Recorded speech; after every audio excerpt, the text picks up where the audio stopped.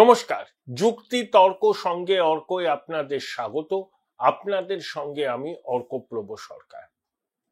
রাজ্যের প্রাক্তন মুখ্য সচিব, বর্তমান মমতা সরকারের উপদেষ্টা আলাপন বন্দ্যোপাধ্যায় এখনো তার অবসরকালীন সুযোগ সুবিধা পাননি, গ্র্যাচুইটি পাননি, পেনশন পাননি যতদূর আমি জানি। তার কারণ, প্রধানমন্ত্রী এসছিলেন সফরে আমফানের পরে, মুখ্যমন্ত্রীর সঙ্গে তার সাক্ষাতের কথা ছিল, কিন্তু মুখ্যমন্ত্রী সৌজন্য দেখিয়ে বেরিয়ে যান, সঙ্গে সঙ্গে আলাপন তার সঙ্গী হন। সেটা কেন্দ্রীয় সরকার ভালোভাবে নেয়নি। আইএস অফিসারদের সার্ভিস রুল অনুযায়ী সেটা নাকি গর্হিত অপরাধ, মামলা চলছে। কিন্তু আলাপন বাবু ফেঁসে গেছেন। বঙ্গেশ্বরীর কাজকে বিনা বাক্য ব্যয়ে সমর্থন করায় এখন তিনি কিন্তু আতান্তরেই পড়েছেন। তিনি উপদেষ্টা আছেন ঠিক আছে, কিন্তু তার যে প্রাপ্য সুযোগ সুবিধা অবসরের পরে সেটা সম্ভবত এখনো তিনি পাননি। বর্তমান মুখ্য সচিব ডক্টর মনোজ পান কিন্তু খুব ভদ্রলোক, সৎ মানুষ। প্রণব বাবুর খুব ঘনিষ্ঠ ছিলেন, আমেরিকাতে ছিলেন, ওয়ার্ল্ড ব্যাংকে, এখন মুখ্য সচিব হয়েছেন। তা উনি যদি মাননীয়ার কথা শুনে চলেন, উনিও কিন্তু শাস্তির মুখে পড়বেন। কারণ নির্বাচন কমিশন সংবিধানের 324 থেকে 329 ধারা, যে কেউ গুগল করে দেখে নিতে পারে কি কি আছে, সেই অনুযায়ী কাজ করে, এবং জনপ্রতিনিধিত্ব আইন 1950 সালে তার বিভিন্ন ধারায় কাজ করে। সেখানে স্পষ্ট বলা আছে যে নির্বাচনের কাজে, যেমন ভোটার তালিকা সংশোধন, ভোটার তালিকা চেক করা, এই সমস্ত কাজে যে সমস্ত সরকারি কর্মচারীরা যুক্ত হবেন তারা ইলেকশন কমিশনে অন ডেপুটেশনে আসবেন। তখন তাদের বস কিন্তু নির্বাচন কমিশন। তাই ভোটার তালিকা সংশোধনের সময় কোনো যদি ইরেগুলারিটিস চোখে পড়ে, তার জন্য কমিশন চিহ্নিত করতে পারে কারা এর জন্য দায়ী, এবং সেখানে শাস্তির সুপারিশ করতে পারে, এবং শাস্তি যাতে নিশ্চিত হয় উদ্যোগ নিতে পারে। যেমন বারুইপুর পূর্ব আর ময়নায় ইলেকটোরাল রেজিস্ট্রেশন অফিসার AERO, এদেরকে রাজ্যের সিইও ডেকেছিল ইলেকশন কমিশনে, তারা স্বীকার করেছেন তাদের দোষ। রিপোর্ট সিইও পাঠিয়েছিলেন জাতীয় নির্বাচন কমিশনে, সেখান থেকে মুখ্য সচিবকে জানানো হয়েছে এদের বিরুদ্ধে ব্যবস্থা নিতে হবে, সাসপেন্ড করতে হবে, বিভাগীয় তদন্ত করতে হবে, FIR করতে হবে। WBCS এক্সিকিউটিভ অফিসারদের অ্যাসোসিয়েশন চিঠি দিয়েছে মুখ্য সচিবকে, তারা সিদ্ধান্ত যাতে নির্বাচন কমিশন পুনর্বিবেচনা করেন সেটার জন্য মুখ্য সচিবকে অনুরোধ জানিয়েছেন। এখন দেখুন যে র্যান্ডম স্যাম্পল চেক হয়েছিল, তো মোট ভোটারদের 0.01%, মানে ভীষণ নমিনাল, তাতেই এরকম গন্ডগোল। তাহলে পুরো ভোটার তালিকা যদি ছানবিন করা হয়, যেটা SIR এর সময় হবে, দেখবেন কত ভুয়ো ভোটার বেরোচ্ছে পশ্চিমবঙ্গের ভোটার তালিকা থেকে। এখন মুখ্যমন্ত্রী বলছেন নির্বাচন কমিশনের এসব মানব না, সরকারি কর্মচারীদের সঙ্গে আছি, ইচ্ছা করে নির্বাচন কমিশন সরকারি পরিকাঠামোয় চাপ দিচ্ছে। তিনি অভয় দিয়েছেন অফিসারদের, প্রয়োজনে আইন অনুযায়ী যা যা পদক্ষেপ করার করবেন, কাজ করা পারবেন, কিচ্ছু করতে পারবেন না। মুখ্য সচিবকে জানাতে হবে নির্বাচন কমিশনকে তিনি কি কি ব্যবস্থা নিয়েছেন। 2, তিনি সিদ্ধান্ত পুনর্বিবেচনার অনুরোধ করতে পারেন, তারপরে নির্বাচন কমিশন যা পদক্ষেপ করার তাই করবে। কিন্তু আমি মানব না, আপনি নির্বাচন কমিশনকে অনুরোধ করতে পারেন মুখ্য সচিব যে এটা এবারের মতো বিষয়টাকে ছেড়ে দেওয়া হোক। অতীতেও নির্বাচন কমিশন যাদের নামে অভিযোগ উঠেছে ভোটের কাজে গন্ডগোল করার, তাদেরকে বলেছে এদেরকে নির্বাচনের সঙ্গে কোনোভাবে যাতে যুক্ত না করা হয় সেটা নিশ্চিত করতে। এবার কিন্তু শাস্তির সুপারিশ করেছে, FIR করতে বলেছে। এটা মৌলিক ফারাক। বিহারেও হয়েছে, সেটা তো NDA শাসিত। 460 জনের বিরুদ্ধে FIR হয়েছে, 53 জন জেলে। শাস্তির বিধান সর্বনিম্ন 2 মাস থেকে সর্বোচ্চ 2 থেকে 3 বছর, এবং আর্থিক জরিমানা। এখন ডাব্লিউবিসিএস এক্সিকিউটিভ অফিসার যারা ইআরও আছেন, তারা যদি স্বাস্থ্যের মুখে পড়েন, তাদের চাকরিতে তো একটা বিরাট বড় সমস্যা তৈরি হবে, এমনকি চাকরিটা নাও থাকতে পারে। এখন যারা ইআরও হবেন, হবেন, তাদেরকে একটা জিনিস মেনে চলতে হবে। আপনি নির্বাচন কমিশনে আছেন, ডেপুটেশনে আছেন, নির্বাচন কমিশনের কাজ আপনাকে করতে হবে দেশের আইন মেনে। সাংবিধানিক প্রতিষ্ঠান, তার অনেক ক্ষমতা আছে, আইন মেনে কাজ করুন, আপনাদেরকে সেগুলো কেউ স্পর্শ করতে পারবে না। কিন্তু আপনি ইউজার আইডি, পাসওয়ার্ড ওই এদেরকে দিয়ে দেবেন, টেম্পোরারি ওয়ার্কার্স দিয়ে দেবেন, ডেটা এন্ট্রি অপারেটর, তাদের অধিকাংশ নিয়োগকর্তা আইপ্যাকের ঘনিষ্ঠ সংস্থা, এবং তারা ফিকটিশিয়াস নাম তালিকায় তুলবে, আপনি দায়িত্ব নেবেন না, তারপরে বলবেন ভুল হয়ে গেছে। এটা চলতে পারে না, চলতে পারে না। মাননীয় কিন্তু সাংবিধানিক প্রতিষ্ঠানকে চ্যালেঞ্জ করছেন, পারেন না, পারেন না।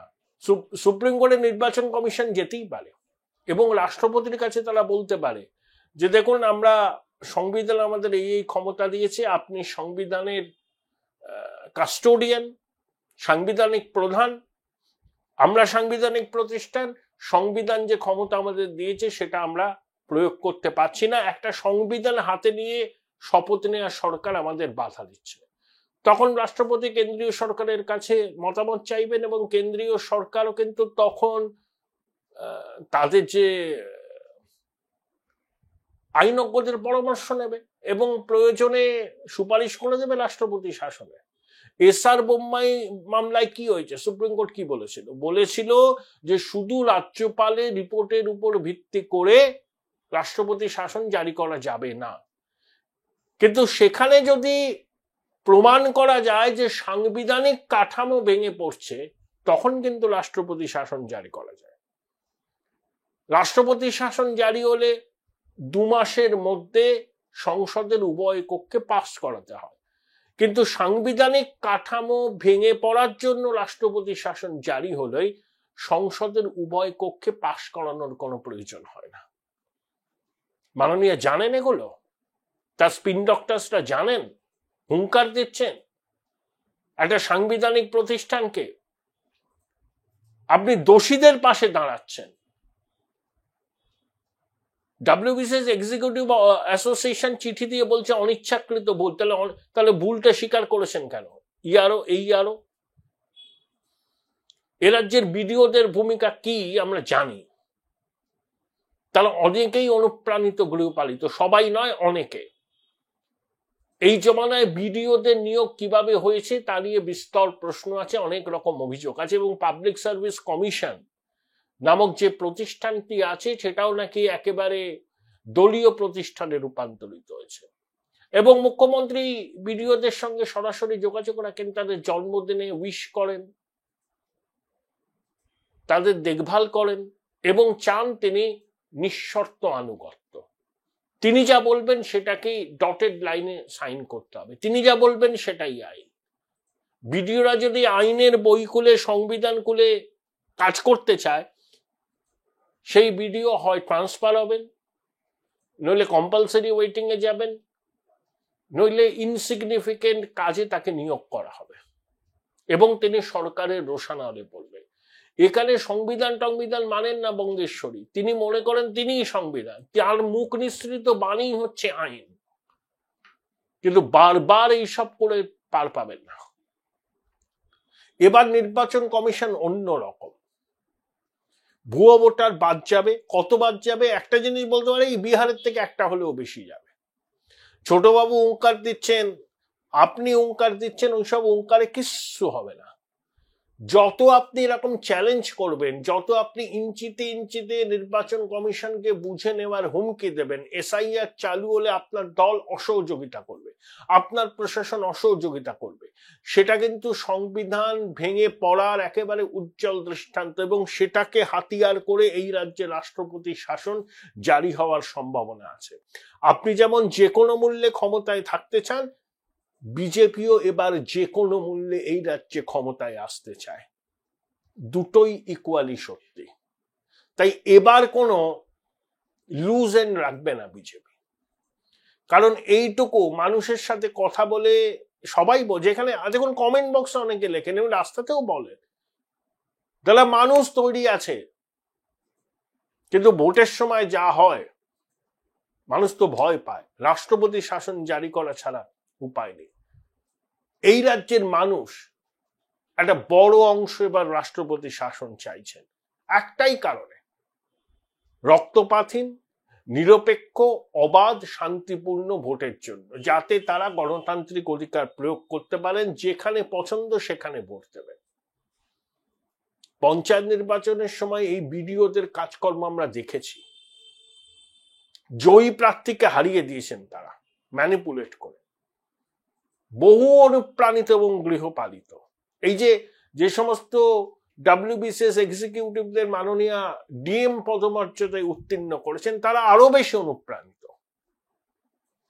IAS IPS অফিসাররা তো সেন্ট্রাল গভর্নমেন্টের ক্যাডার, কিন্তু WBCS এক্সিকিউটিভ তারা স্টেট গভর্নমেন্টের ক্যাডার। তাদের প্রমোশন সবকিছুই নির্ভর করে রাজ্য প্রশাসনের উপর, তাই যারা ডিএম হয়েছেন ধরুন WBCS এক্সিকিউটিভ, তারা একেবারে বঙ্গেশ্বরীর প্রতি নিবেদিত প্রাণ। তারা মনে করেন বঙ্গেশ্বরী যা বলবেন সেটাই আইন, দেশের আইন সংবিধান এগুলোকে তারা গুরুত্বই দেন না। কিন্তু বারবার এই খেলা তো চলতে পারে না, এবার কিন্তু এই খেলার শেষ হবে, প্রয়োজনে ব্রহ্মাস্ত্র প্রয়োগ করা হবে। Join Indian Institute of Hotel Management now. Right choice, right decision. দেখুন অমিত শাহ তিলোত্তমার বাবা মার সঙ্গে দেখা করছেন, CBI এর ডিরেক্টরের সঙ্গেও দেখা করবেন তিলোত্তমার বাবা মা। এতদিন অমিত শাহ কিন্তু দেখা করেননি, নির্বাচনের 10 মাস আগে তিনি দেখা করছেন। নির্বাচন কমিশন যে পদক্ষেপগুলো নিচ্ছে তাতে শাসকের রক্তচাপ বাড়ছে এবং তারা কিন্তু ছেড়ে দেবে না। মাননীয় যাই হুমকি দিন, এগুলো কিন্তু আর্তনাদ, এগুলো হচ্ছে ভয়ের প্রকাশ, হেরে যাবার ভয়।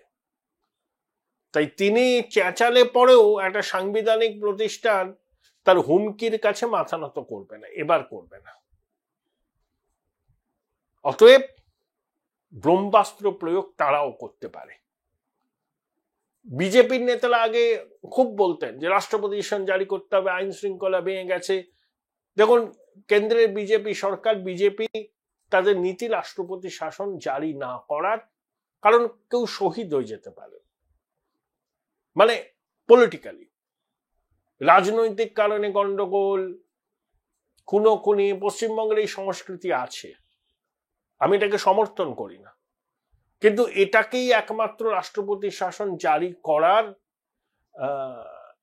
পিছনে কারণ থাকলে চলবে না। কিন্তু সাংবিধানিক কাঠামো যদি ভেঙে পড়ে, একটা সাংবিধানিক প্রতিষ্ঠানের নির্দেশ যদি রাজ্য সরকার ইচ্ছাকৃতভাবে না মানে, হুমকি দেয়, সরকারি আধিকারিকরা যারা ওই নির্বাচন কমিশনে ডেপুটেশনে কাজ করবেন তাদেরকে যদি হুমকি দেওয়া হয়, চমকানো হয়, ধমকানো হয়, সেটা একটা সাংবিধানিক প্রতিষ্ঠান, সংবিধান যে দায়িত্ব দিয়েছে তাকে সেই দায়িত্ব পালনের ক্ষেত্রে অন্তরায়।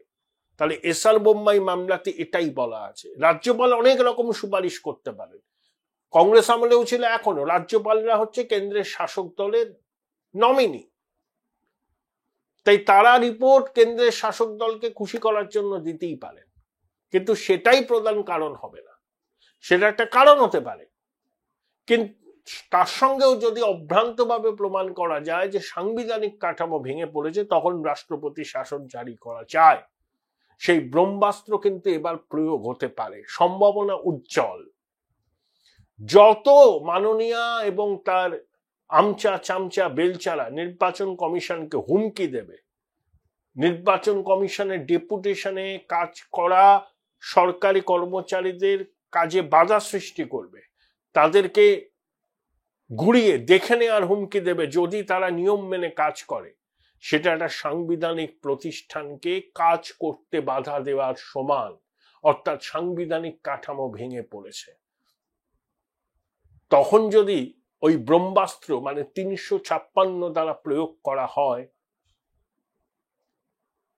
তখন সুপ্রিম কোর্টও বিষয়টা যৌক্তিকতা আছে বলে মেনে নেবে এবং কারুর ট্যাপও করার বিষয় থাকবে না এবং সংসদে পাশ করানোর প্রয়োজন হবে না। বিষয়টা যেদিকে যাচ্ছে আমার মনে হয় আগামী কিছুদিনের মধ্যে, কিছুদিন মানে পুজোর আগে কিছু হবে না, পুজোর শেষ, এই বছরের শেষ, নতুন বছরের গোড়ায় এ রাজ্যে চরম পদক্ষেপ নিতে পারে কেন্দ্রীয় সরকার। বিভিন্ন সূত্র মারফত এই ইঙ্গিত কিন্তু স্পষ্ট হচ্ছে ক্রমশ।